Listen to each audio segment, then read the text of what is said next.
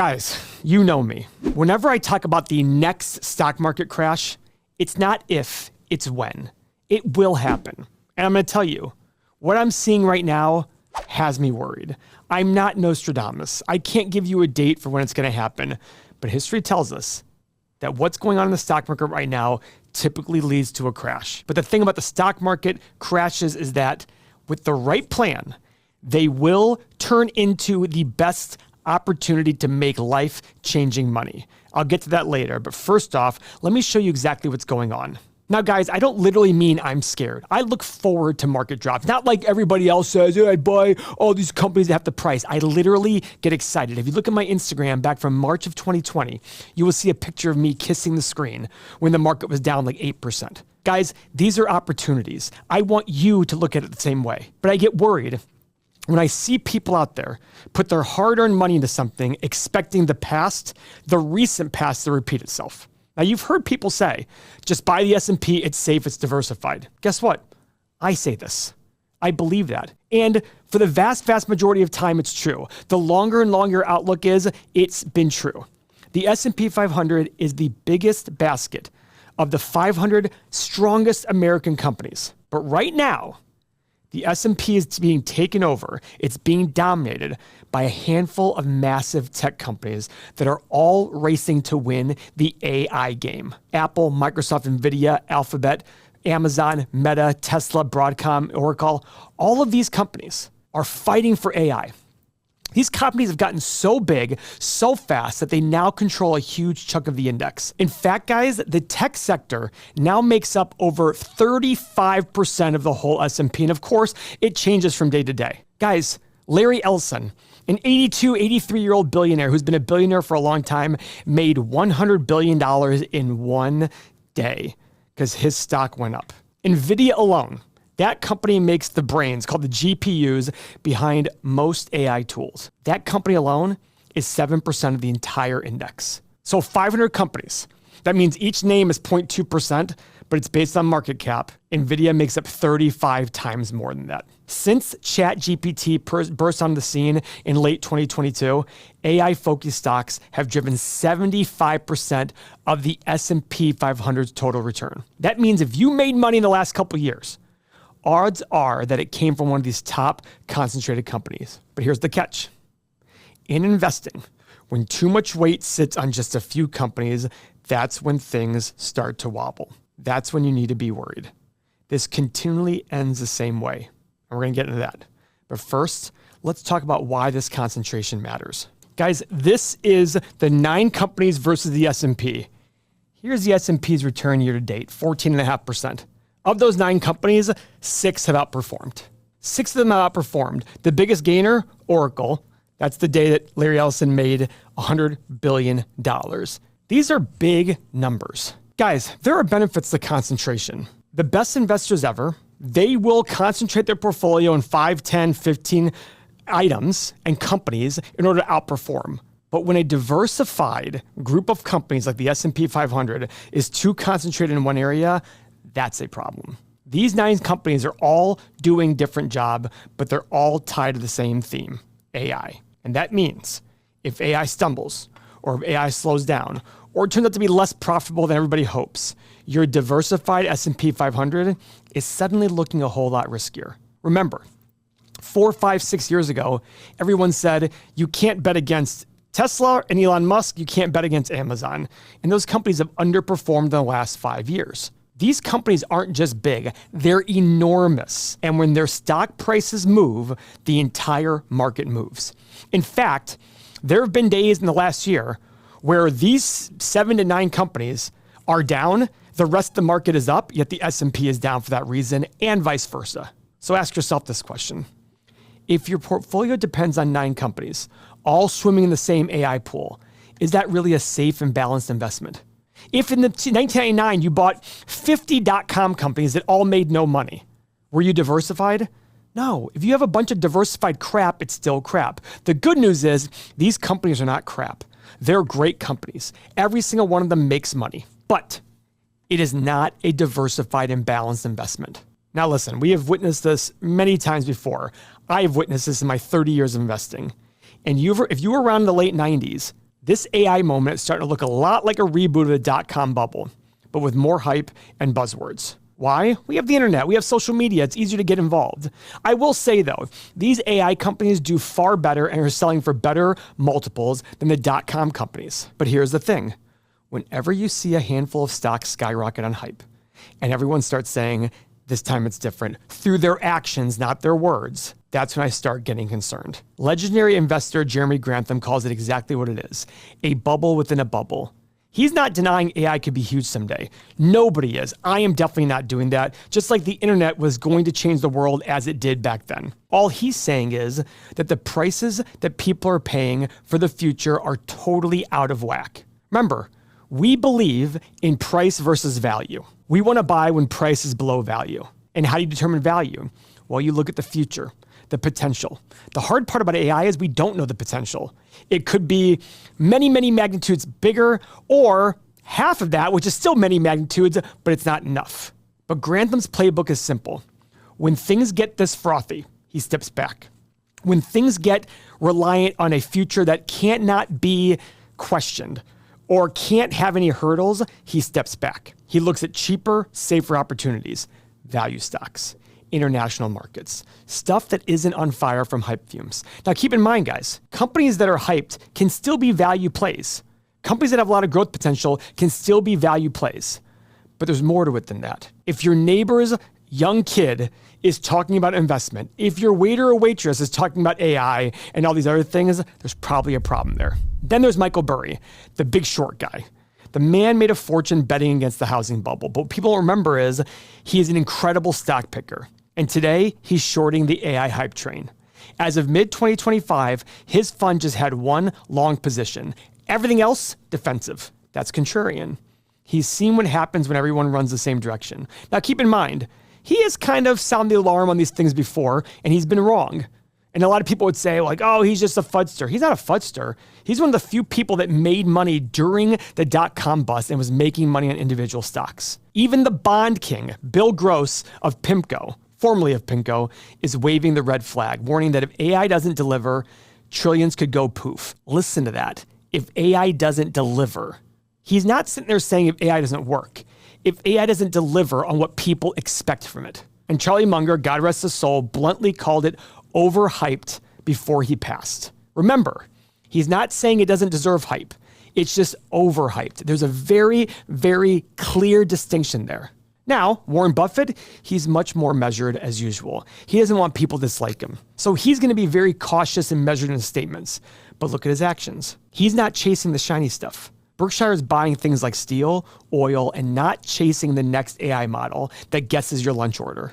And he said the same thing in the late 90s about internet stocks and tech stocks. Now, all he was saying was, I can't value these things 10, 20, 30 years from now. It's too soon. That's all he was saying. He's not saying they're not good companies. He's saying I cannot value them. There's a very big distinction there that I want you as a new viewer of our channel to see. And don't get me wrong, there's still perma bulls like Cathie Wood who think AI will unlock 13 trillion by 2030. Guys, Cathie Wood's an idiot. If you listen to Cathie Wood, I'm shocked you've made it this far. Now, the things I'm saying to you make sense. I'm glad you've made it this far. But ask yourself, how often are market predictions right? Guys, the warning signs are flashing. Insanely wild valuations. The ironic part is, that's the one warning sign that people are ignoring that they should absolutely pay attention to. Guys, think about it this way. The US economy is so big. Is it possible for all the companies in the US economy to be 1,000 times bigger than the US economy? No. There's got to be some ratio that makes sense. Does it make sense that they're 1%? No. Somewhere in the middle, it makes sense. We're right now at a level that is over 120% higher than historical average. That's an insane valuation. Keep in mind that during the dot-com craze, it got to 55% overvalued. We are 120-some% overvalued. Guys, we had NVIDIA recently invest $100 billion into ChatGPT, and that $100 billion was then used to go buy NVIDIA chips. Is it kind of weird? Maybe. Is it manipulative? Maybe. But I will tell you, NVIDIA, something like 80% of their sales come from 7 companies. 23% comes from one company. And here's the real danger. When the crowd gets emotional, logic takes a back seat right before the crash. This is how bubbles work. Big story, big hopes, big price tags, and then big problems. Now, let me remind you of something that Warren Buffett drilled into my head years ago. Price is what you pay, value is what you get. And when it comes to AI right now, I believe that investors are paying Ferrari prices for cars that may not have left the garage yet. Now, I don't know this for sure.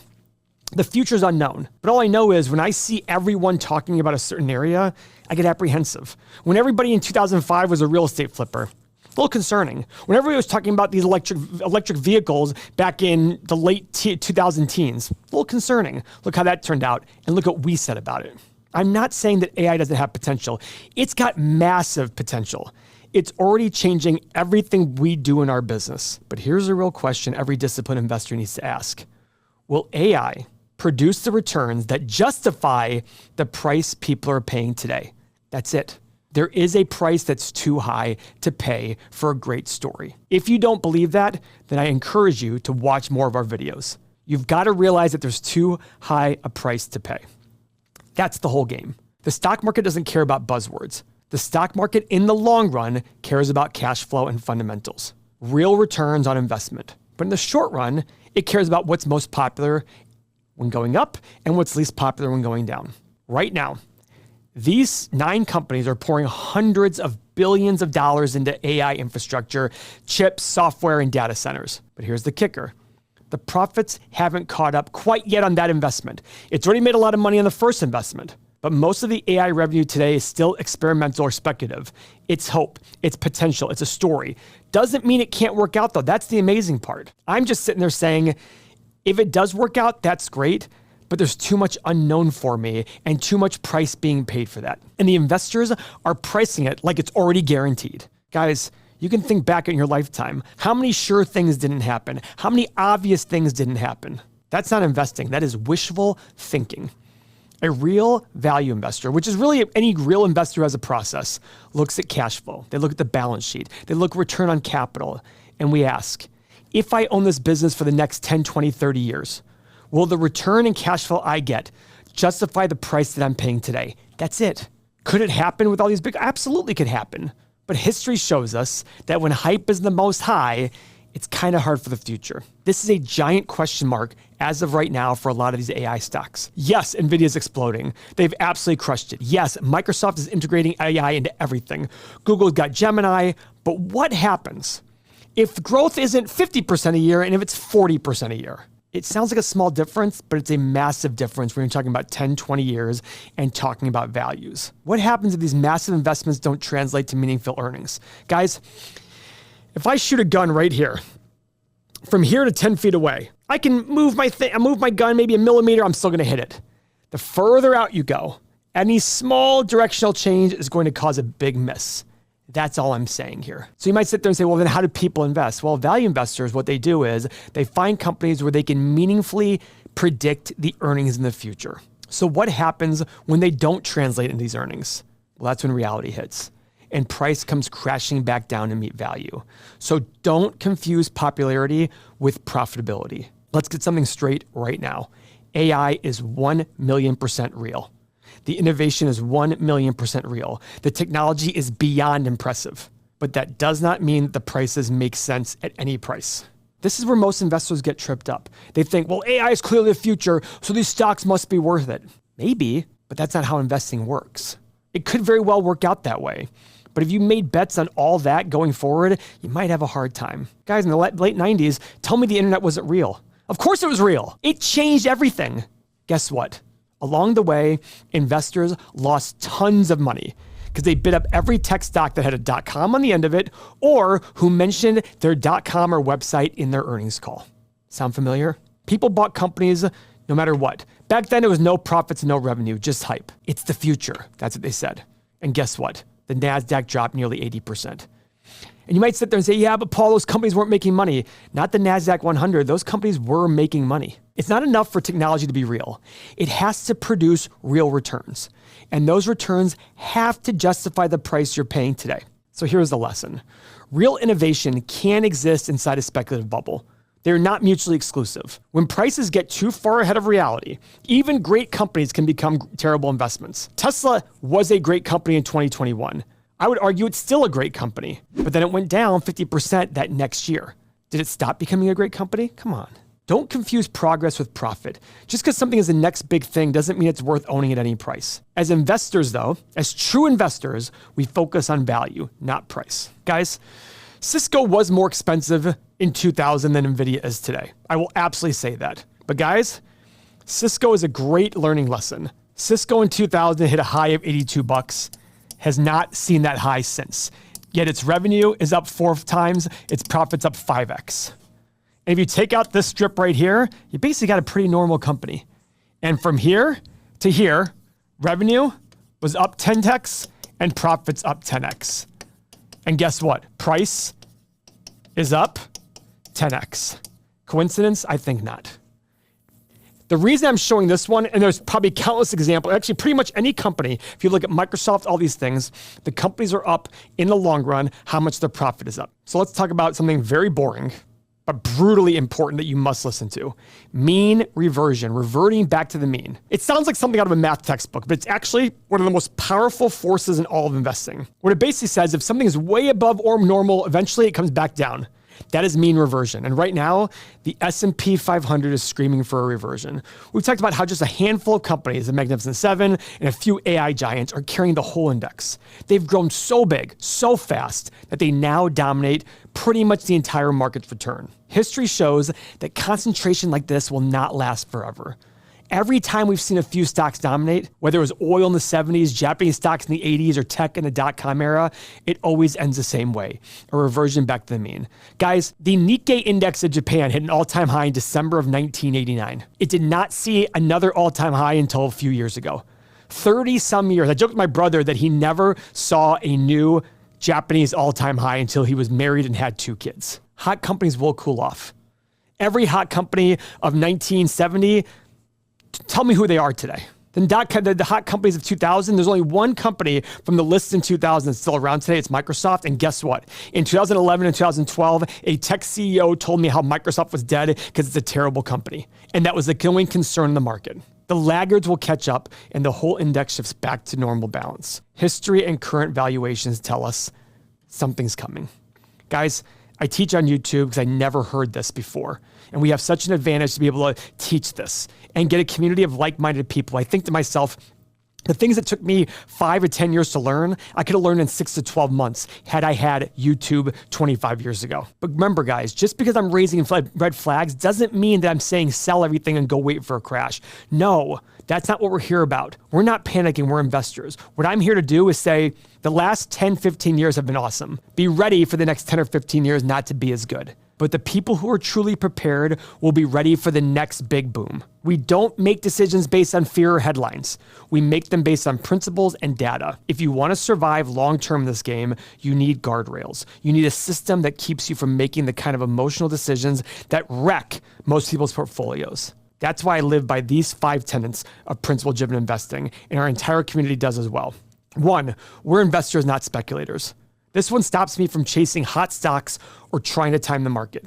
2, we're not gamblers. We're business owners. Every investment is the present value of all its future cash flows.